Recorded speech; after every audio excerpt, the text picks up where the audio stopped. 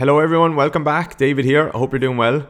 I have a great guest for you today. I have Lachlan Wilmot from Athletes Authority, or Lachie Wilmot.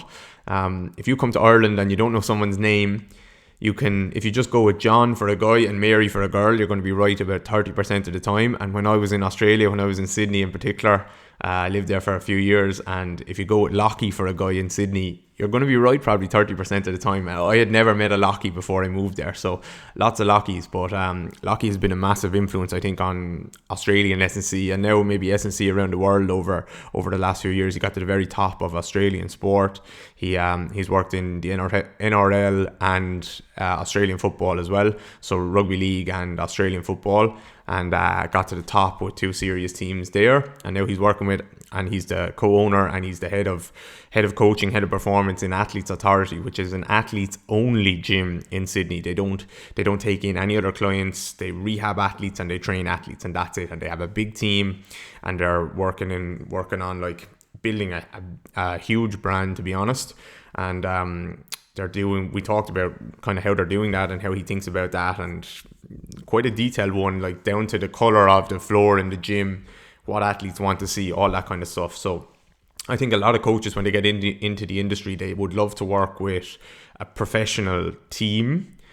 And if they can't do that, or if they don't want to do that anymore, they would love to work privately with athletes. Well, Lachie has done both and continues to do both. So a really good person to talk to there. And I think you're really going to enjoy the episode. Just on our membership site, where we've crossed over 470 members now, so we're climbing fast, and we're delivering. Basically, we're doing that because we're delivering really good content, I think. So don't forget to join us there. Probably most of the people listening will be members already, but if you're not, then you should jump on board. This week's content, I'm going to do kind of a change of direction week. So we're going to talk about change of direction, and I'm going to look at a couple of specific examples on change of direction and co-contractions and freezing degrees of freedom, and how the nervous system figures out how to freeze relative motions and protect from injury, basically. It's not just injury, it's for performance as well, but protect from injury and create stiffness through the limb for performance as well. So we're going to look at that video on Tuesday, and then on Friday I'm going to look at curved running and using that as graded exposure for something like a knee injury or return to play for a knee or an ankle. And curved running, what different types of curves you could use, and when you might use one for a medial knee issue, when you might use the other for a lateral knee issue, or a medial or lateral ankle issue, or an ACL or something like that. So just give you a thought process there. So both videos will only be 10 to 15 minutes long, and if you have 10 to 15 minutes once or twice a week to jump on board with us, then you're gonna hopefully learn a lot. I try and make the videos where, like, you watch the video once, you spend 10 minutes, you watch it, you understand it, there's no fluff, it's nice and clear, and then you should know it forever. So I think that's a big deal. We don't want any fluffy content where you're watching a video for an hour only to learn one thing that could have taken 3 minutes to learn. So that's what I'm super hard against, and I'm going to make all the content as practical and applicable as possible. So yeah, don't forget to use the code DGR podcast for 20% off to that, and that's DGR Interactive. So type in DGR Interactive and sign up there. And apart from that, here is Lachlan Wilmot from Athletes Authority, a gym that is doing big things that not many other gyms not just in Australia or in Ireland or Europe, but even in the States, not many gyms are doing it around the world. So very interesting chat, and I think you're really going to enjoy it. What's going on? Not much, mate. Not much. How are you? I'm good. Actually, you just had a new kid? Yes, mate. Yeah, what is she? She's 3 weeks old now. So it's my first week back from some small paternity leave, which was nice. But yeah, we've now got two kids under 14 months. So it's an adventure, mate. Have you got kids? No, not yet. It's one that. A mate of mine said it to me, and I'm fucking with him. He said, one kid's one kid, 2 kids is 3 kids, and 3 kids is 4. And mate, it kind of feels like that. We've gone from 1 kid, which is all new, yeah, and then the second one rolls, and it's a whole nother league, mate. So learning as I go. Yeah, congrats. Thanks, No, I haven't. I was like dead set against it.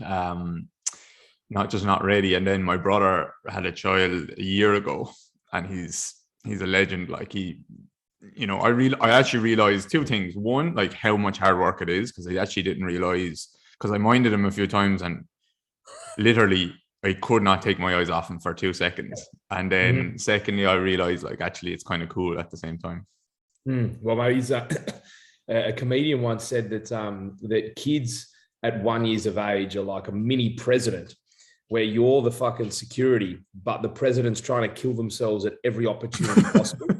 And that is exactly what it feels like, mate. If I'm giving any advice to anyone, don't have a kid when your other kid's at like 1, because she's just learning how to stand up, which means she's standing up, she's grabbing things, she's pulling things, she's trying to walk, but she can't quite walk. And so, mate, everything is just like, she hits her head so often, and you're just like, fuck, how is she even going to survive this? Like, it's just, it's brutal. yeah, big time. Okay, I'm just going to keep that in the podcast then. That's important advice. Mate, keep it in there, that's fine. How long do you have? As in time-wise, mate, I'm sort of, what is it? It's 8 p.m. here now, 8:07. So, mate, probably I've got an hour, bit over an hour, mate, for you. That's easy. Cool, man. Anything we shouldn't talk about or should talk about, or anything interesting? Absolutely nothing we shouldn't, mate. No, I'm definitely an open book. I've long been saying, I think there's people believe there's secrets when there's no fucking secrets, mate. So no. And as far as what should talk about, honestly, whatever you think is of interest from your listeners, your listeners better than I do. But mate, everything is on the table. So cool. I'm happy for you to lead it, and I'll go wherever, mate. Yeah, cool. That sounds good. That's the way it is anyway. I think you listened to one, did you? You listened to one with Matt. Yeah, I've listened to Matt's. I've listened to a couple bits and pieces here and there. My current setup actually is really fucking hard for me to listen to podcasts, because life is actually too convenient. Like I walk to work, and my facility is literally 7 minutes from my house. And I drop my kid off to daycare on the way. And then I walk back. So it's like literally 7 minutes, and half of that's carrying a kid. And it's funny because when I was working in the AFL and the NRL, and I was driving a bit of distances, although it was a little bit harder as far as driving, mate, you had so much more opportunity to listen to podcasts. And now it's like I'm washing the dishes. So I've consciously got to go, no, I'm going to put a podcast on and listen to it. There's none of this just organic listening. But now I've recently taken up a sort of a consultancy part-time role with one of our netball teams here, which is in our pro league. So gets the toes back into the realm of sport without actually stepping out of athlete's authority. So I've got a bit of drive time back. So it's been good. I've been listening to some podcasts now. Cool. Your 7 minute listens are bringing it down. There's on our podcasting, whatever it's called, where it gives us our stats and stuff, which I don't look closely at it. There's listens and then impactful listens. And the impactful is like if they listen to over 75% of the podcast. And it's very high, but you must be one of the people bringing it down for me. But is that in one chunk or into? Because I'll listen to a whole podcast, but in 7 minute blocks. Yeah, I don't know. I'd say it could be one chunk, but maybe no. I'd say no. Actually, I'd say it could be. I don't know. Good question. Yeah. Mate, the stats that roll around on podcasts at the moment are just like from the difference between reach, impressions, downloads, listens. Like they're all so different in the way they get measured. You just don't know what to look at these days. Oh, podcasting is the hardest thing, I would say, to grow, because you don't know you don't get this instant feedback from people. You put up an Instagram post, you see like comments, people share, they say that was brilliant, blah, blah, blah. You don't get that feedback as quickly, I think, with a podcast. And you can see listens, but you don't know what people like, what they didn't like, and what works. How do you advertise the podcast? It's very difficult. You don't want to, you could easily waste money advertising and not get any results from that. So because the ironic thing is that like social media is a common place to advertise podcasts, but also social media is what attracts people that don't want to listen for much longer than a fucking minute. So it's like, well, they love the little tidbits of it, but they don't necessarily then go and listen to an hour-long podcast. Yeah, mate, I'm with you. I think if I was advertising my podcast, I would just advertise it on another podcast. So like you would say on your podcast, go and check out David Gray's podcast. He has this episode, and this episode. That's where I would spend the budget if I was going to do it. Yeah, no, mate, exactly. And you hit your own target audience there. Yeah. Do you want to give us a little intro, background, kind of a who you are, what you're doing? Yeah, mate, definitely. Well, I'm mate, like I think every single introduction that anyone ever does in our industry on a podcast is I was a failed athlete, if you want to call it that, but always enjoyed probably the process more than anything. Love strength conditioning and yeah, was a personal trainer back in the day. I was a fitness first personal trainer, and so many people have gone through those ranks and gotten some really good experiences that way. And from that transitioned into some local leagues that I worked with while I was doing my undergraduate, and was lucky enough to get a role with the New South Wales AFL program, so Australian Football League, for those that are not from Australia. But obviously over there in Ireland, you guys are quite familiar with it compared to most nations, considering the Gaelic football connection. You're stealing some of our better lads.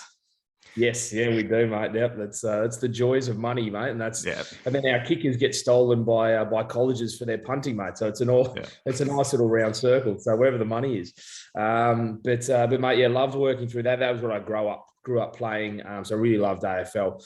And there through that sort of avenue, I just hounded people, wanted to work with as many people as I could, assist, intern, was lucky enough to get some time with the RAS, which is our Australian Institute of Sport, their program.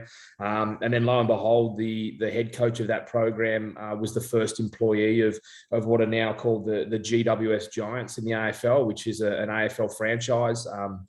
Here in Australia, and he wanted me on as the strength conditioning coach real early days when they were just a development squad in 2010, and there it sort of evolved from there as they progressed into the AFL. And mate, I was there as the I suppose the head strength and power coach, even though my title changed every bloody year to senior athletic performance coach, physical prep coach. It's all the same thing, but was there for 8 years, and then moved over to the dark side into the NRL in rugby league with the Parramatta Eels, and took up a high performance manager role there. Had a couple of years there and really loved my time in the NRL, and sort of had the intent to be there for a little bit longer, considering we'd really implemented some great systems and really kind of wanted to see how they could be successful. But probably a year before I joined the NRL, so that was in about 2017, I'd already partnered up with my current co-owner of Athletes Authority to set up a facility that is now known as Athletes Authority, which is a private athlete development facility, so athletes only, and sort of the motto of bringing professional sport to the amateur ranks. And yeah, that was at a stage where it was exploding, which was great. But I certainly would have been killed by my business partner if I hadn't transitioned across when I did. After a couple of years at Parramatta Eels, I sort of transitioned to the private sector, which a lot of people always ask, why would you leave a pro sport gig when so many people want to get a pro sport gig to go back into the private sector? And as much as I love pro sport, I think the desire for a bit of a legacy is a bit too strong for me, and I think what we can do at Athletes Authority is something that can last for a lot longer than things that you can potentially do in the pro sports sector. As much as I love it, but yeah, that's where I've been. I sort of transitioned. What was that? End of 2019, and bang, straight into 2020 COVID, and it's been COVID ever since, mate. But yeah, it's been a wild ride. But even in doing that, we've grown substantially at Athletes Authority, which has been great. We've moved facilities. We've evolved a really strong performance rehab arm. So that's arguably at the moment we're a 50-50 split between our performance and our rehab. From a revenue standpoint, as most people know, the rehab is obviously a higher portion just because of the leverage you can have in a rehab setting. But it's been fantastic. We're sitting at 9 physios now. We've got 9 strength conditioning coaches, a sports scientist. We've got a media team now we've just brought on, which has been great, and also just acquired an education arm. So that's an RTO-backed education arm that we're just launching our sort of version of Certificate 3 and 4, which is our personal training qualification, and that's where we want to start. And we kind of have the desire to to take coaches, personal trainers, whatever you want to call them, from day one all the way through to the end point. If they want to go through the undergraduate ranks, they want to go through the physio ranks and stuff, and we'll be there to support them all the way. Now, look, we may not be able to run a full undergraduate course yet. Who knows in the future? But we really do want to nail the pre-university type qualifications, and also have a lot of postgraduate work, which we're building out at the moment with some really good rehab certifications, and that I suppose the modern day physio, where they're sort of off the plinth a bit more and actually starting to prescribe exercise, hands-on coach and stuff like that. And it's a big part of what our physios do, is they're on the gym floor and they run rehab sessions that they actually coach. They program, they design programs, they design energy system development, and they implement that for long-term rehab. So probably a bit of rambling there, but hopefully that gets across the role at the moment. Yeah, I could do 5 podcasts on what you just said there. So or we could do 5 podcasts. You're going big. Well, that's the plan. Yeah, I used to always get told by a mentor it's either a fuck yes or a fuck no. I think that's a good way to look at it. So when you say fuck yes to something, there's no point doing it half-assed. And it's great that my business partner Carl is the same as me. He's not about doing things small, and that's not to say if you wanted to do something small, there's some fantastic facilities out there, and I know a lot of coaches that really love just having their clients just working one-on-one and keeping it to a real select few. And it's at the end of the day what gets you up in the morning. And for me, look, there's no hiding. I love coaching, and I'm not a as much as I enjoy the business side, I'm certainly not a person that would like to go in and sit at an office desk every day. And if you speak to any of my coaches or any of the people that work for me, they kind of see the past year I've probably had to do that a lot more than I wanted to. And it's probably eaten away at me a bit. I'm lucky enough that only about a week and a half ago, I got the opportunity to step back into professional sport with a pro club here, which gives me a bit more of a part-time involvement, which allows me to coach and program and connect with athletes and work in that environment again, but doesn't actually take me away from Athletes Authority, which is perfect. So it's the dream balance at the moment, mate. So I'm looking forward to seeing what can come from that. When you said legacy, what's the legacy going to be? But I think the legacy for us is obviously it's probably twofold. It's one about growth and being able to have a bigger reach. But I think a lot of people get caught up on having a bigger reach without knowing why they actually want a big reach. And for us, we want a large reach, not just nationally within Australia, but internationally as well, because we firmly believe that the quality that athletes deserve is not quite there. And there is a lot of athletes that do get amazing coaches, but I think there's a lot of scenarios that don't get it and deserve it. And one example is here in Australia, and to be honest, probably across the world, but I can only talk on Australia because this is where I am. But our female athletes are just the treatment they get from a development and athletic development standpoint is just bordering on malpractice with the amount of injuries that can occur and do occur in certain scenarios. And it's something that we really value, and we've put a lot of effort into supporting a lot of female sporting teams and female sporting athletes as well that we deal with.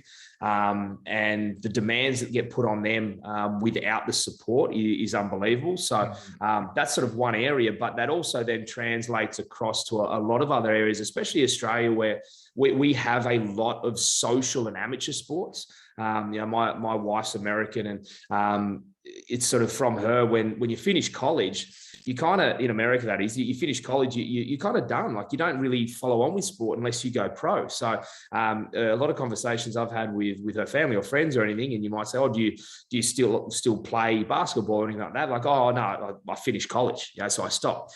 Whereas Australia, and to be honest, probably the UK's got a lot of it as well. There's that real social aspect to, like, you finish high school, you finish university, you just keep playing. You just play for your local league.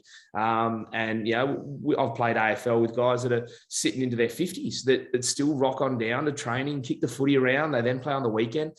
And that's not to say that we're out to help every 50-year-old that wants to be social on the weekend. But what we probably want to look at is there's a hell of a lot of amateur athletes out there there that just really want to perform at their best, and really want to commit to some really solid training, but more importantly, some good rehab that is just missed. And there's so much just sort of fly by the seat of your pants rehab, and you're going to know better than anyone. But when you look at some of the rehab protocols that these amateur athletes that may be 23, 24, still young, still healthy, and still want to perform really well, the rehab they get delivered is just shocking. And even if they do get half decent rehab, it certainly doesn't include the performance aspect. So talk about legacy to bring it full circle. For me, the legacy is actually to try and close the gap. And I think internationally talk about the fact that physios, osteos, chiros, strength and conditioning coaches, personal trainers, wherever you want to sit in that continuum or realm of treatment and delivery of any type of athletic performance program, it's not too dissimilar from each other. And this whole image of, or that's, there is an aspect to staying in your lane, don't get me wrong, but this whole image of, that's a physio thing, I don't need to know that. Or that's a strength and conditioning thing, I don't need to know that.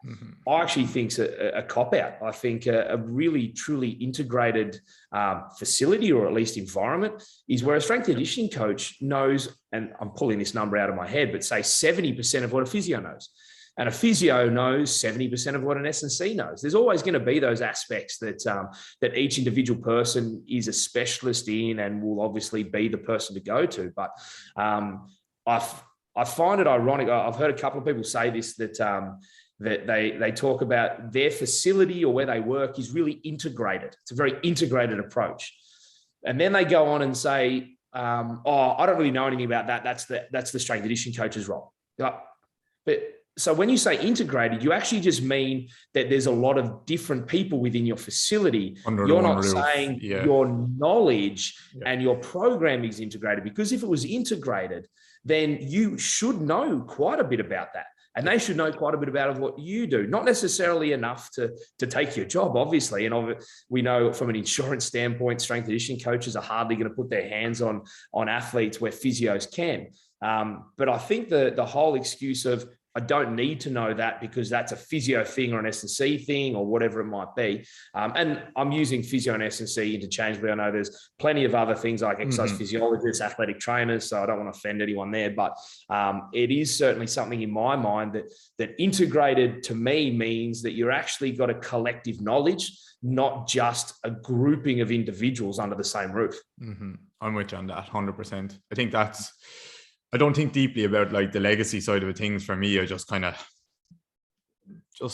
maybe, I don't know. But then again, I'm not like a big brand like you guys are, and maybe don't have the same vision. Definitely don't have the same vision necessarily. But I think that's maybe where I fit in a little bit as well, where it's just like, if you're working with movement, like I want to know everything that you know. I might never be able to, but I want to be able to. I'm aiming for that, and then I want like anyone else to be able to know everything that anyone knows. You can aim towards that, and then ultimately we'll meet somewhere in the middle. And if you're working with movement, you should understand these different things, especially as the physio world is moving towards more of the S&C, where it's actually you're working with movement. You're not just rubbing people and then getting them to do banded exercises. So them worlds are colliding together, and I think it's getting there. I do. I think it's getting there. It just takes time. And like, to be honest, the physio stuff that you see traditionally, it traditionally has been fairly dreadful, like where there is very little progressive overload, very little understanding of, just anything in the S&C world really, apart from just like tissue times, this how long something takes to heal, and then kind of off you go again. So yeah, I think them worlds are colliding very fast. And I would say most people probably going into your facility, like, could you really pick out the physio versus the S&C if you're standing on the gym floor and they're doing a session with them? You probably shouldn't be able to.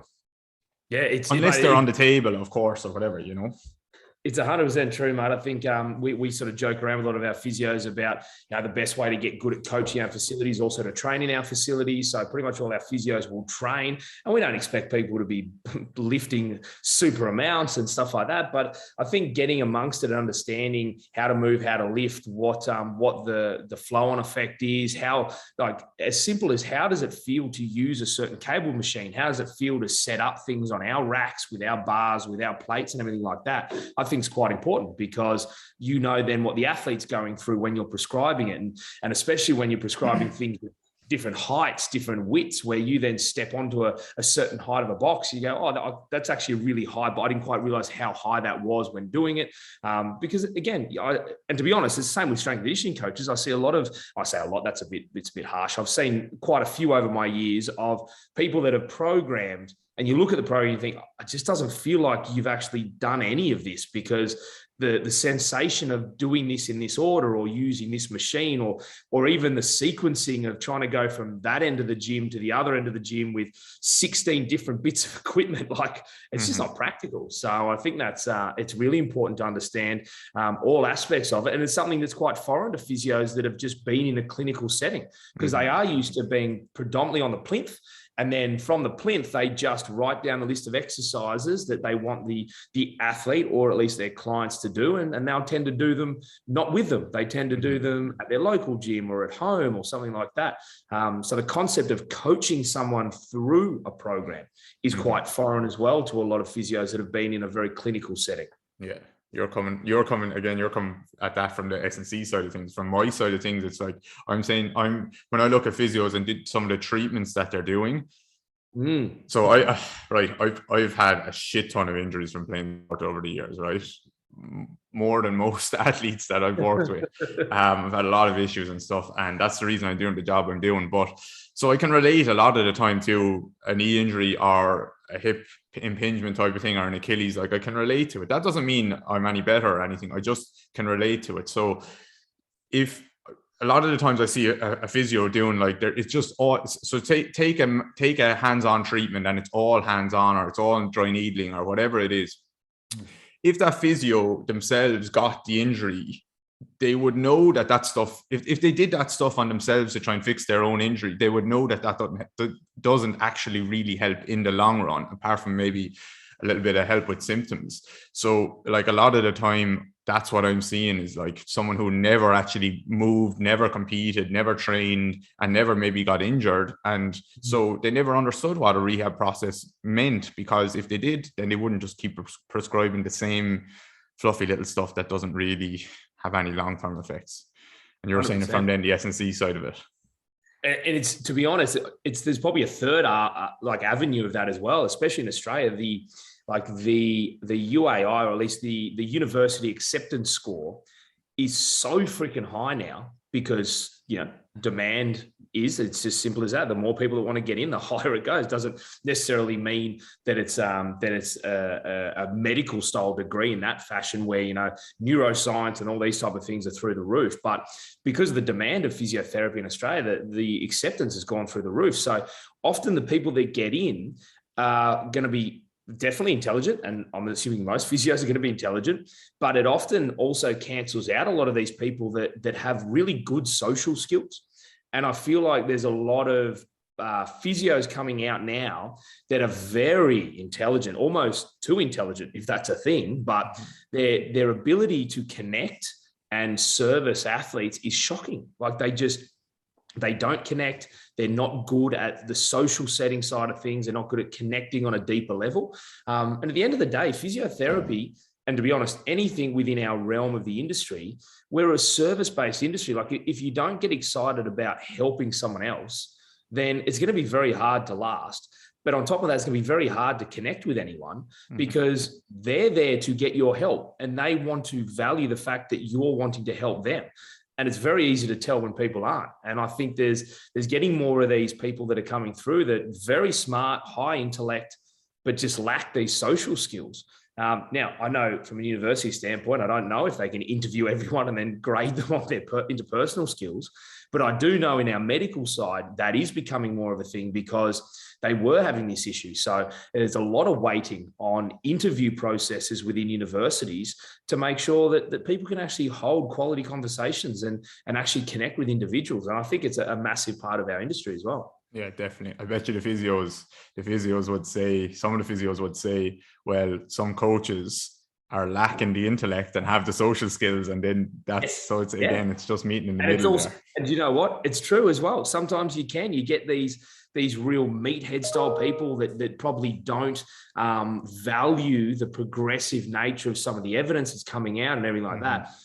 But the funny thing is, if you were to put, and this is a sporting context, because I do see this quite a lot, you take a very intelligent person that maybe isn't as loud, connective, social, and smarter, and then the person that's not, but creates a really good environment and connects with people, that's where these athletes follow them. They get tricked by this bravado. And that's not to say that, when we talk about social skills, that doesn't mean someone needs to be overly charming and just personified in this really big sort of this big character or anything. It's just the ability to connect. And some of the best physios I've worked with have been quiet physios, but just are really good at understanding people and connecting people. It's energy. It's just your energy doesn't have to be like through the roof and bravado, like you're saying, but you have to have good energy. And we all know that person where like you meet that person and you're smiling a little bit straight away. They don't have to be shouty and cracking jokes, but they just give off good energy. And you get that energy, especially in a sporting group, which all my life has been sporting groups, pretty much teams and stuff like that. Like someone that brings down the energy, it's a really bad thing. You have to get them out, and athletes won't. Athletes feel that straight away. They've been there their whole lives and they feel that energy and they're attracted to that energy, and they care much more about that than other things, I think, which isn't necessarily right, but yeah. Which, and you hit the nail on the head with it, because it's something that I talk about with our coaches and our physios with our gym floor. Because for anyone out there that's run a gym floor where you might have 12 athletes, 15 athletes on there, the ability to start the energy and sustain the energy for the whole session is huge. And everyone's had a session where we've walked away and gone, what the fuck was that? Like, Jesus, I just lost them here, or this didn't work, or it just didn't feel like it flowed. And then you have these sessions where it's just bang, bang, bang. You leave and go, you know what? I feel like so energized from doing that. I'm so excited by what we just did for that hour. It was unbelievable. And that's something that I've been trying to instill on our staff of how do you start a good session? How do you maintain the energy when you feel like you're losing the group? How do you bring it back? And again, these are things that you don't get taught in university or anything like that, but it's a social skill that practitioners need to build. Yeah, big time. I think Naval said it best when he's going. Do you know who Naval is? Yes, yeah, I know. Yeah. I don't know him personally, but yeah. No, I don't know him personally either. He's like this billionaire investor in Silicon Valley for anyone listening. But when he's working, if he decides he's going to work with people, 3 things: good energy, good intelligence, and good integrity. And that's a question that I've been asking myself recently when I'm talking to someone or like thinking about hiring or whatever. It's because you can get tricked a little bit sometimes, or like saying, yeah, I would maybe go for a beer with that person or whatever. But then when you sit back and say, like, do they have good energy? Are they smart enough? And very importantly, do they have good integrity? Because they can have great energy and be very intelligent, but lacking integrity. And that's a dangerous person to work with. That's not the person you want to work with. So 100%. No, I agree. Where in Sydney are you? In a place called, Athletes Authority is based in Artarmon, which is like the North Shore, so North Sydney area. Yeah, I lived in Sydney for 3 years. I think I trained in Lift Performance Centre. I think, which is gone now. Yeah. The Lift is gone now. Yeah, end of an era there. Yeah, it was a very popular area. Yeah. And I was only talking to Jamie Smith, who I had on the podcast from Melbourne Strength Culture. Yes, I was talking to him yesterday because I'm going to go over and do a seminar there. And I just said I was talking to you today. and he was very complimentary of you guys and looking at what you're doing and like the brand that you're building and all that stuff. So he was also on the podcast talking about like building a legacy and going international and all this stuff. So maybe it's an Australian thing. Mate, yeah, we've got big egos, mate. No, they're great what they're doing there, mate. Especially their podcasts have kicked off with things as well. It's been fantastic. So, mate, if you're doing something there, you should come to Sydney. We'll set something up. Yeah, definitely, man. What kind of athlete are you getting? Professional athletes in?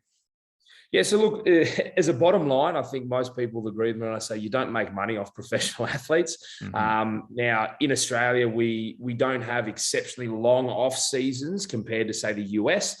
So if you take our key sports like AFL, rugby league, they'll get, depending on how long how many seasons they've played, they'll get anywhere between sort of 6 to 10 weeks off.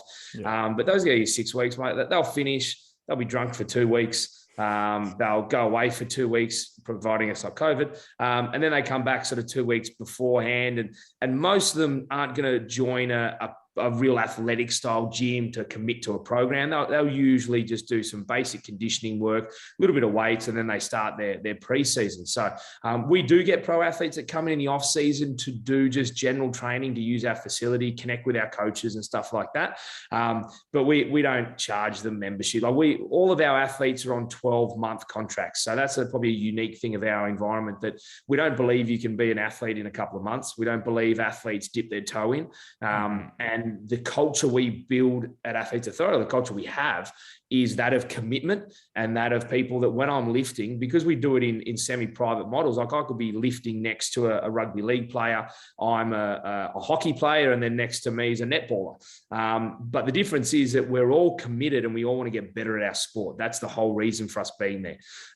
So if we have these fly in, fly out people, for us, it's not what we value. But also it's funny how when you put a 12-month contract, and at the end of the day, we're not cheap. We're certainly not the cheapest around. That the value that people have on it is far higher. So our attendance is through the roof. Our commitment is through the roof. Our use of recovery, our ability to connect because they want to improve on these smaller aspects is really big. So it's something we've really valued. So a majority of our athletes are, one, they're professional athletes, but a lot of them are women. So most people may term it semi-professional, simply because a lot of the women's leagues, whether that be the A-League being soccer, the AFLW, the NRLW, they're on contracts of, say, 6 months, which includes a small preseason and then their season. And then they basically send them off usually to amateur teams where they play a second season, which again is phenomenal when it comes to injury preventative style of things, where, for example, our A-League girls, they'll play a full season of soccer, they finish the grand final, and then they literally roll into their amateur club, which is in round 2 or round 1 of the season. And then they'll play a full season, and then they finish their amateur season. They might have 2 weeks and they kick off preseason again with their professional club. And it's just phenomenal. They never get a quality preseason because they're literally always playing. It happens the same in the AFLW and to an extent the NRLW. But so they're the ones that we attract the most, because they know what professional is, they know what elite is, but they don't get it for the whole year. And sometimes, to be honest, some of them don't even get it at their professional clubs because they try and cut corners on budgets and things like that. So we do have a large population that are that semi-professional to professional. And then the next one is a lot of these amateurs and youth athletes that haven't quite made it, or their sport don't support them very well. For example, track and field. Now, we get track and fieldies that come through, some of them as young as 14 all the way up to sort of 18 into university and stuff like that, where our institutes may support only the top 1 or 2 within the ranks, and then everyone else just drops away. And most of them are trying to be social media models to try and support the fact that they need to pay for flights, they need to pay for their own strength conditioning, all these type of things. So that's probably our next level down. And then obviously within Australia, field sports are massive. So our rugby union, our rugby league, and our AFL are very large. And then close behind that's all our soccer guys and girls. So we work with a lot of our first grade and those premier divisions that are right on the cusp of trying to get contracts. So we also have our handful that are 3rd grade or 4th grade. But like I talked about, when we've just talked about energy, we've just talked about the culture of it and everything, that their whole desire is to get to third grade or to get to second grade. So I don't care if you're a fourth grader that's wanting to get to second grade, or you're a 19-year-old superstar trying to get drafted. The energy and the commitment is the same, because you want to get better at your sport by following a correct performance program and doing the right rehab and being dedicated. Mm-hmm. Not to say probably someone who's 19 and looking to get drafted as a pro probably puts in a little bit more, but the energy is the same. And so that's why we encourage it. As I said, we do have a smaller portion of that, but we certainly do have athletes like that we support. And some of them are some of our hardest trainers. Yeah, that's so good. It sounds very similar to in Ireland, to be honest, like where we have, like in the GAA there, Gaelic football or hurling, the athlete is training, the best athletes are playing for their inter-county team they've kind of split the season now, but before that would have been 9 months of the year, then with their club team, which is the level down, and that would have been kind of dispersed throughout the inter-county season, and then some of them might be playing with their college team and stuff as well. So literally they're not getting a pre-season probably, or they're getting a pre-season with one team, and they're actually competing for their college and playing games on the weekend with another team, and it's just an absolute mess. So it's they're trying to clean it up at the moment, but it's very hard. But then when I talk to coaches in the States, like if you look, there's pro athletes on every single corner, on every street, and they're training. Like every coach, you go onto any coach's bio in America, and it's like, I train 200 NFL, NBA, blah blah blah blah blah, and they're just everywhere. The money is there, and they actually get time off their sport to train, and that's the key, mate. The length of their off season means that they can't just throw together a couple of weeks of ad hoc training. They actually need to commit to some sort of program. But it is also because of the number of pro sports that actually almost alternate off seasons. So like here, we're probably the only country, like all of our biggest sports are all bloody field sports. They all start at the same time, with the exception of cricket, which, if you're in the US, you probably don't even know what it is. But, you look at rugby league, AFL, rugby union, and soccer, our 4 big field sports, they literally all kick off at the same time almost. Mm-hmm. So the off season's all the same time, but the off seasons are quite short, as I said. Whereas in the US, you combine your NHL, your NBA, your MLB, and then the NFL. The 4 of them, they actually don't all coincide. So if you're a private facility, you could potentially every 3 months have a new lot of pro athletes in from a different sport. So it's interesting, and it's also probably in the US far more common to move for a lot of sports. So you then sort of go home for the off season and stuff like that. A lot of the players here will move and live in the city. So even like, for example, the AFL, Sydney Swans and the Giants, they live there. So they'll go to the facility and use it in the off season.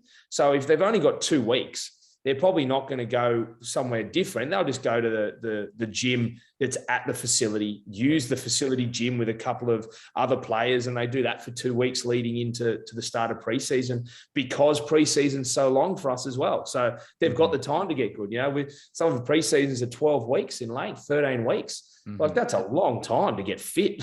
Yeah, it's a great amount of time, especially in my world. You're trying to clean up a couple of issues or whatever. Yeah, it's actually a substantial block of time to do that. If I could do one thing that I'm like not doing now at the moment, which is working more one-to-one, bit online, people come here for longer rehab in person, I would probably want to do, if money wasn't an issue, right? You just said, right, this would be successful for you no matter what. I would do something like you're doing, just not on as big a level, but I'd love to have a facility just for athletes, really. But maybe I will at some stage with that integrated approach, physios, S&Cs, different stuff like that. But I can't think of a gym in Ireland that's doing that, because of the lack of pro athletes.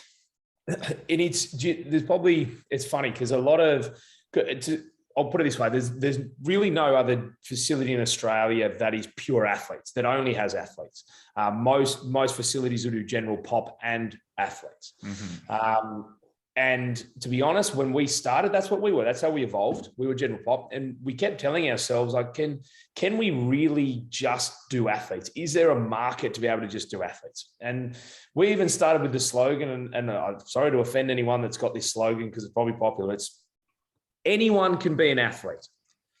It is absolute bullshit, because if anyone out there is very good with their market and understanding branding and everything, when we branded that style of image and the way we put a lot of our imagery out, we had general pop looking at the gym going, I don't want to train there because it looks too serious. And then we had athletes, because we were trying to market general pop as well, we had athletes looking and going, well, I don't really want to lift next to, some overweight Karen that's just squatting. Like, I want to go somewhere that's a little bit more serious, that's not having the general pop. So therefore, probably things like CrossFit and stuff like that were more attractive to them. So we found we're in the middle, and we weren't actually getting anyone. We actually ended up building this real powerlifting culture because, to be honest, they're general pop to an extent, and like, they're competing, but let's be honest, powerlifting at the moment, unless you're really doing it in the elite levels, is a real social sport. It's become really popular, which is great. But it's more of a social sport. It's a barbell style sport, and it attracts people that want a serious gym, but also they're not non-barbell sport athletes that are then competing on the weekend in certain aspects. So we sort of got to the stage like, well, we can't keep doing this. So we said, well, let's do the athlete side. And we had a lot of people say that, oh, you should try and market to pro athletes, get the off season. And to be honest, a lot of people do think that. They think, oh, I'll get the pro athletes to come in.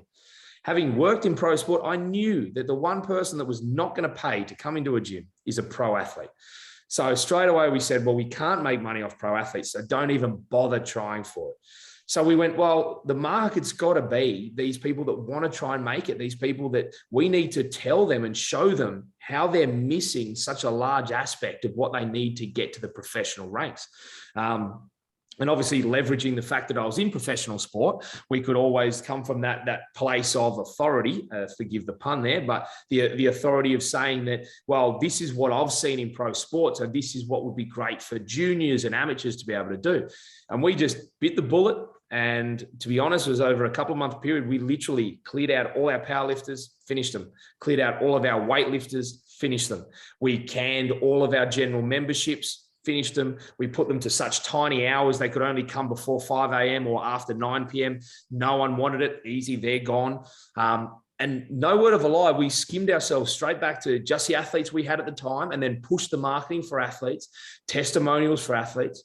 And there was plenty of nights where we sat there and just went, fuck, have we skimmed this way too thin? Like, are we actually going to start making money here? And lo and behold, we started to build that image of athletes, and athletes told other athletes, and parents started talking about their kid who was was training at Athletes Authority, and then the other parents would ring their kid, and so this just slow snowball effect started to build, and we started, well, actually we're starting to get something here, but there was such. And this is all due respect to physios that we've worked with, but one of our biggest areas was trying to deal with physios externally while we're trying to load people. And you would have dealt with it all the time. There's the two classes of physios, the physio that wants to put load into an athlete, and a physio that wants to protect the athlete from load. And we all know the one that wants to protect them from load is the one that's always going to butt heads with strength and conditioning coaches and performance managers and stuff like that. So we found ourselves just butting heads and just finding it so hard to instill what we wanted to do. So we said, screw it, let's bring our own physios in and see how we go. So we started that. We brought in physios, and we had this concept of, well, can we try and do it like we do in pro sport, where the physio will treat, but then also go onto the field and be in the gym and work with them across all these levels. And that's where it sort of evolved and started to build from that. And obviously, as I said, the revenue side from the physio and rehab arm is always going to be bigger than the performance arm, simply because of obviously the requirements and the fact that they get good rebates and Medicare and everything like that. But it's amazing the balance we now get of our athlete development program, or our performance program, and our rehab program. And the way people hear about it is mind blowing. We had a professional where a handful of professional rugby union girls train with us, with a bloke from one of our main teams here. They talk about us at training.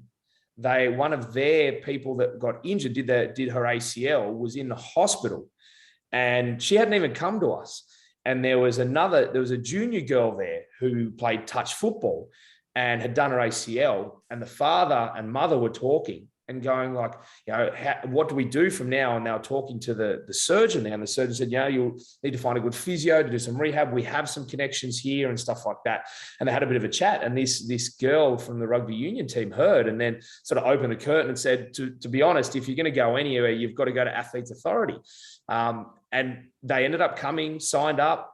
We did ACL, and the girl from the rugby team also ended up coming to us as well. Mm-hmm. But it was just mind blowing that story, like for us, is probably the most powerful story that we've heard from a branding standpoint. That is how we've attracted an athlete to us, and that's exactly how we want to attract athletes to us. Yeah. We want other athletes to be saying that if you're going to do it, this is where you do it. That we have the trust of athletes, we have the trust of coaches, and surgeons. Because, funnily enough, we have a lot of our key surgeons in Sydney referring athletes to us to do their rehab, and so much so that we have a number of the surgeons' kids now train with us for their sport. So when the surgeon's happy to send their kids, you know that you're doing something right. So this is the type of traction that we've built. And to be honest, mate, it all started with us sitting there going, fuck, can we actually just do athletes? Like, that's possible. Class. And that's brilliant. It's just pulling the trigger and going for it. And that's not to say you can just pull the trigger and everything's going to happen. Obviously, there's a lot of work involved. And I still look at it now, and I have this debate with it's not really a debate, but with my business partner, Carl, around, do you reckon if we were to do it all again, you could just open and just be athletes straight off the bat? Or do you reckon you'd need to be able to go through that evolution again?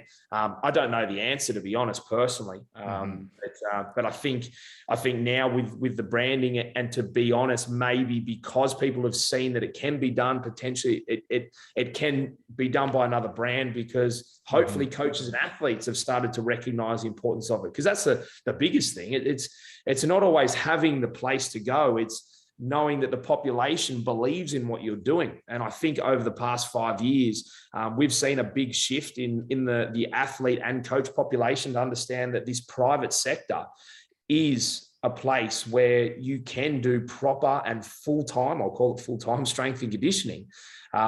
You don't need to go to your local gym and hope that they know about sport. That you can actually hunt down what is known as a strength and conditioning coach or a performance coach. And then obviously, hopefully come to Athletes Authority, where you also get the physio side, the recovery side, you have your own mini performance team. When you were cutting it down, you should have held like a combine, a pro day or something like that. Just like, if you can't pass these tests, you're out. No more membership. Exactly. And in fairness, like obviously we don't have a combine, so they're ruthless, but we have fired, probably the wrong word, but we have blocked people from coming. We've told them that, no, you're not a right fit. We've had people that have said, I used to play sport, but now I don't play sport, but I take it really seriously. And it's like, well, unfortunately, we're not for you, and we refer them on. Same with rehab, where someone comes and goes, I don't play sport, but I want to rehab my hip with you. It's like, well, we rehab back to sport. That's what we do. And the same as, I've rolled my ankle, I want to come to you. But no, we don't do anything under 3 months, because if it's under 3 months in our setting anyway, it's a lot more of that interrelation with the physio. You probably don't need to go into the gym and do this integrated approach, and you don't have the longevity that we want. If we're doing it, it's long-term rehab, so to speak. So, it is a key lesson for those people out there that are opening gyms or running facilities now. Don't be afraid to be very specific with what you do, because every time we've bent on our own rules, it's come back to bite us. It's hurt some energy. It's been non-committal. They've been the problem person, and it still doesn't matter how good you get at being strict. There's always someone that you bend the rules for in some way, shape, or form, and lo and behold, they're the ones that end up coming back to bite you.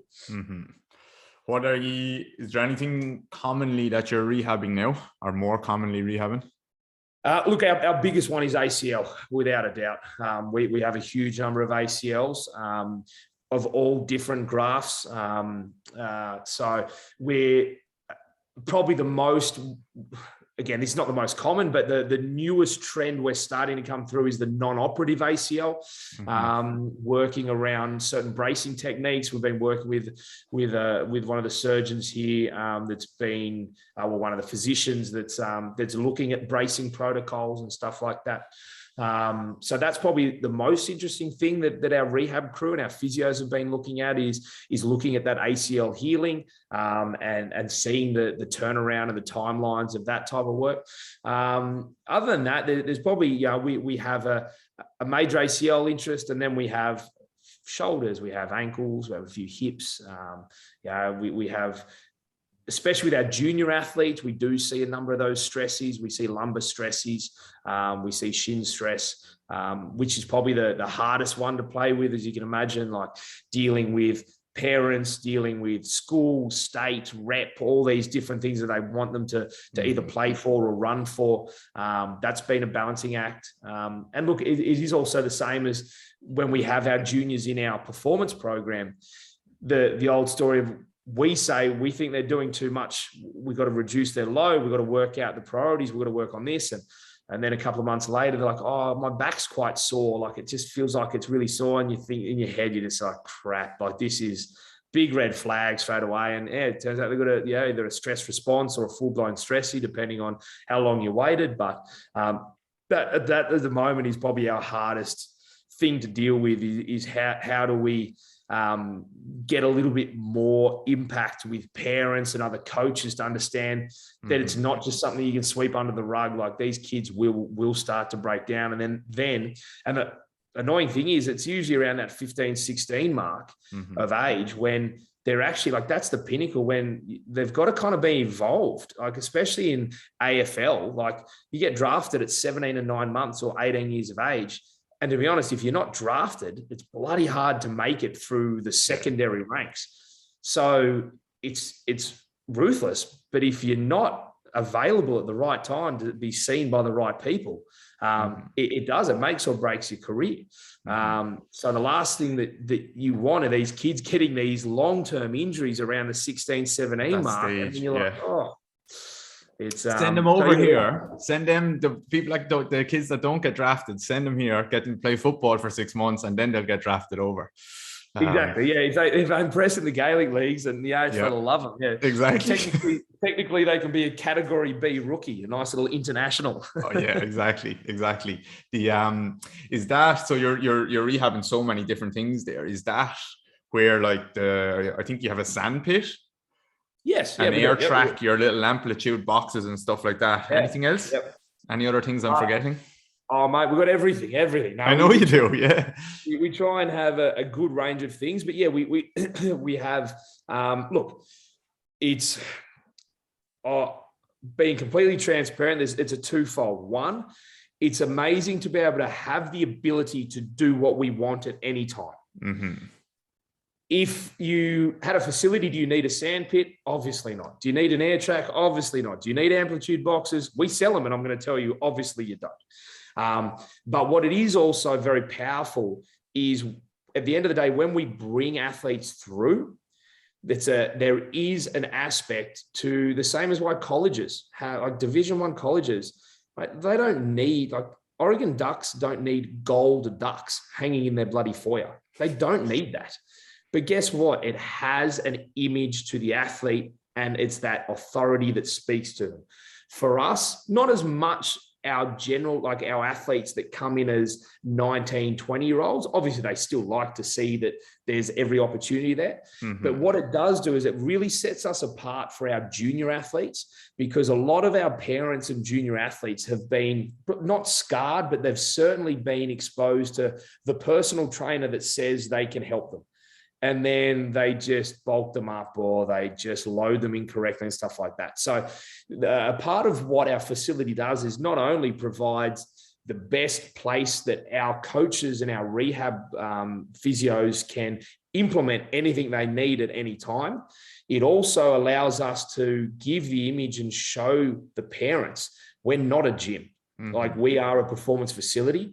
What we do with your child, and again, me now having 2 kids, you do anything to protect them, that you don't trust people easily with them, that you want them to know from the get-go that this is a place to trust. Because the priority is the health and well-being of your child. It's not about, let's put them on a leg press and see what they can leg press. So them seeing the amount of options and the way we do it. And there's even little things, like our first facility, we had black turf. Now, as a strength conditioning coach, as someone in the industry, I was like, how good's this? Black turf, looks sick, unreal. And then goes on social media, people post everything up and blah, blah. And of all the people, I was talking to my dad, and my dad goes, so I thought you guys were doing like athletic stuff, in the old dad voice. And I'm like, what do you mean? Yeah, well, yeah. He goes, all I see is just weights. And I'm like, well, that's kind of like, well, yeah, like we're strength conditioning coach. So we do weights to it. He goes, it just looks like weightlifters. And to be honest, I couldn't argue with it, because I'm like, well, you know what? Like, my old man's a bit older and probably doesn't understand it, but it's also like, that's what a lot of athletes and parents would look at. They don't see any difference from that to a fitness first or anything like that. Yeah. So we said, well, you know what, why don't we do some, like, why don't we get people bounding and throwing? Like, we need to be conscious of what we're putting out there, that it's not like we might see someone doing a really good box squat into a vertical jump and we think, how good's this? Good little contrast, blah, blah. But it doesn't scream athleticism to people that don't know. It screams to people that do know, but they're not the people we're targeting. Yeah.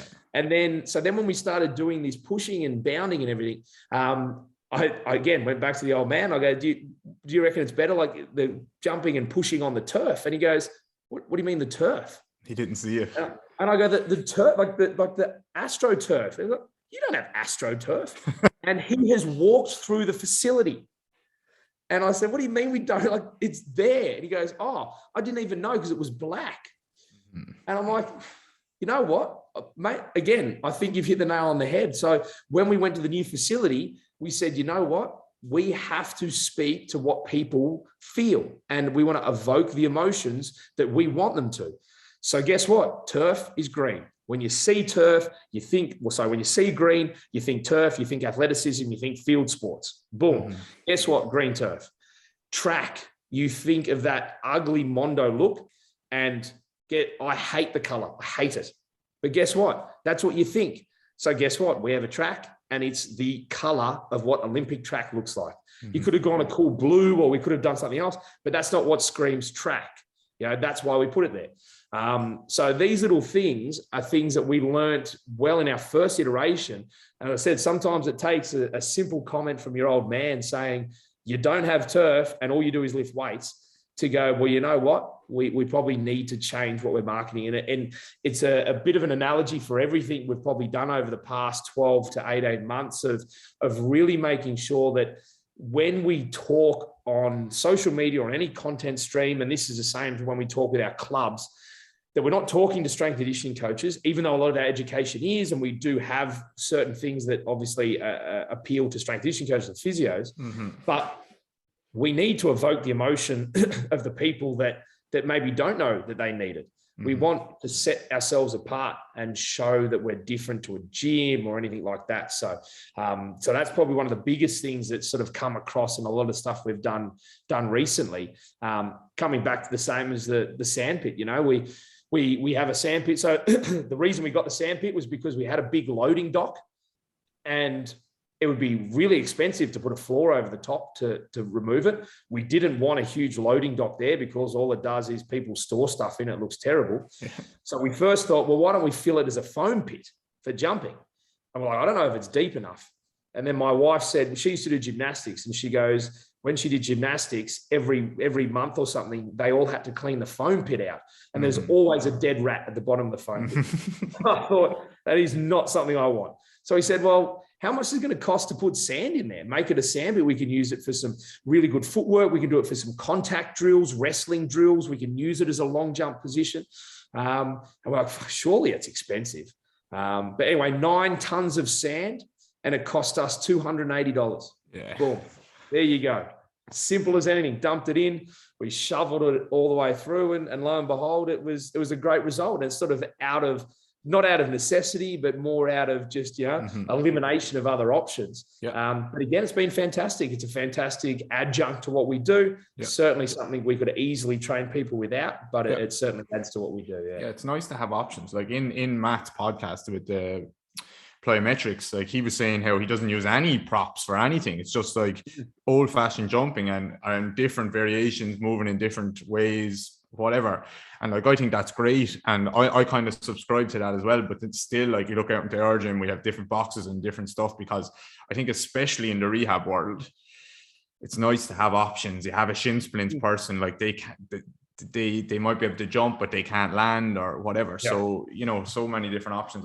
My brother owns a gymnastics gym up the road. He has an air track there. He has a bouncy mat, all this stuff. So like, it's there if I need it. And you know what? I'm sure people disagree with me on this. There is such thing as entertainment, and I'm a massive believer in it. Is it the core of it? Hell no.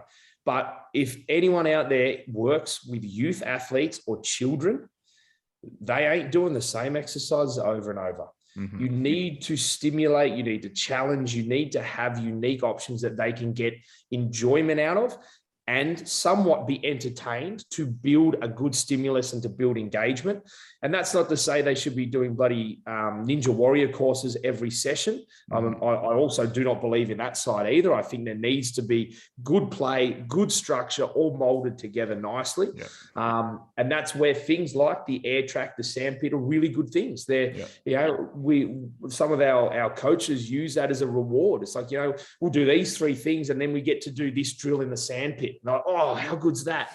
And they get excited. I think some people take it a little bit too seriously sometimes and go, oh, just because you don't need it, if you don't need it, don't get it. And I actually disagree with that. There's a lot of things in the gym that is a want, not a need. And if someone gave me a bloody backyard garage with a broomstick and a mini band, I reckon we could do some stuff. We could make things happen. But if I don't have to do it in that situation, then you better believe I'm going the other way and going big, because I have options to use when I need them. And a big example is that within our youth program, 6 a.m., a 12-year-old kid coming in, mate, you better believe that they need some sort of motivation to get going. They need to be, you can't just be a good guy. They can't just be motivated to get better. Too many people that sit there with their life coaching and stuff like that. It's like they've just got to find internal motivation. And like, that's all a crock. Like, they're 12 years old. Like, at the end of the day, you're there to make sure they have the best outcome. And often the best outcome is for you to build options for their engagement, their stimulus, and to make sure they enjoy what they do. Because if they're enjoying it, they're going to buy into it. Yeah. And I think more than that, which you touched on there as well, is like just good rounded athletic development. I get some athletes. I'm working with Kate, who's a race walker at the moment. I put up some clips of her the odd time, and like she did everything in the gym like she was walking. She just did so much walking from such a young age that, like, that was just how she kind of looked like. She did everything, every lift, everything.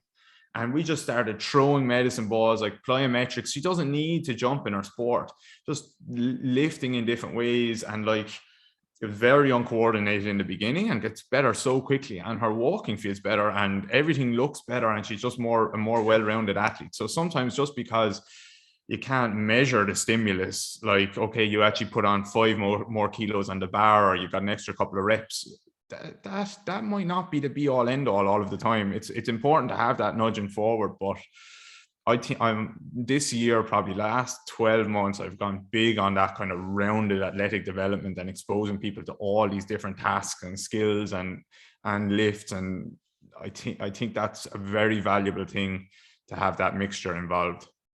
I really do. And then I was going to say one other thing. Oh yeah, you were saying like the look of the place and showing what you're about, and not just lifting. That's something that I've changed a lot recently, because I didn't have, like, I rarely had up on my Instagram. If I look back on my Instagram over the last 12 months, maybe, I didn't have much plyometrics in there. I didn't have much lifting in there. I was talking a lot about like breathing and biomechanics, which is actually like a decent part of what I do. But like, someone coming on for the first time would think like he's just rehabbing an ACL by like doing breathing drills, when it's like it might be session 1 or 2 where we're just trying to get the rib cage moving so that we can go and throw a medicine ball and it looks a bit better. And so I haven't done more lifting recently with athletes. I haven't done more plyometrics. I've just been posting more of it to show like this is what we actually do, because I need to separate myself from the coaches who are just doing breathing drills and like everything is just get the rib cage moving and like this is enough to get people moving. It's not like it's just I had to be, that was a big realization I had. And that's really social media, isn't it? Because like realistically, if you look across all the good coaches and physios and stuff that are working with athletes, most of them are doing a lot of good things that are fairly similar. So what tends to happen is when someone posts something that may be a part of their 10% or their 15% of uniqueness, people then jump, oh, that's interesting. So people want to know more. So people post more about it.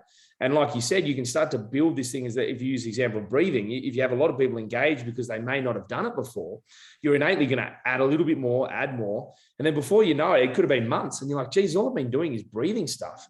And when people pop on, they think all you do is breathing, but it's like, well, it's actually only, the 10% of what I do, but I actually do so much more here.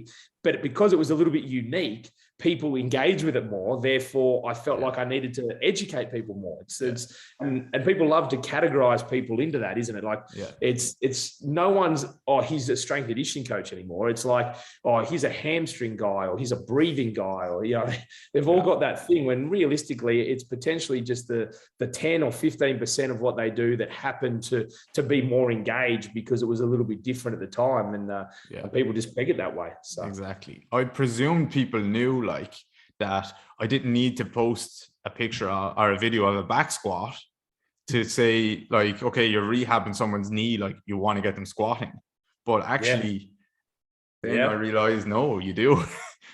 The same as I didn't realize I needed to put green turf down. Exactly. Okay, what else did I have? No, I was interested in talking about some of that stuff, because Matt, like I thought, I loved how Matt put it about like the equipment, where it was just like sometimes a hurdle, or we're just adding things for the sake of it. And like you look at some old school athletes who are getting some really good stuff done without ever needing any equipment or very little barbells or weights or anything, like just sprinting and jumping can take you so far. But then definitely in the rehab process, having some of that stuff is nice. And to be honest, I think it's important, because it's probably a little bit, I think, of an old school coach versus a new school coach. And I think the fact that any coach should be able to get stimulus without a box or a hurdle. Like whenever I've used something, it's not necessarily because I couldn't have gotten it another way. It's often because I find, especially for me, and to be honest, we probably come from different backgrounds, the two of us, from a plyometric standpoint, where all of my contextual plyometric work is in team environments where I'm coaching 15 to 20 people at once, people that do not innately sprint, that don't have that natural tendency for it, and don't usually combine it with their skill work. Like a sprinter, track and field will typically do plyo blocks and then go and sprint, and it's all sort of molded into one. So a lot of the stuff that I do is based on working with these team sport athletes in the environments I've been with. So when I'm looking at trying to create more distance or more height, I can't stand there and coach that for every single one of them. I've got 15 of them doing it. So the easiest thing is I put out a cone that they have to hit, or I put up some sort of constraint. I put a hurdle that they all need to get over. So that's where it evolves from there. So when I use an implement, it's not because I can't get the response another way with less.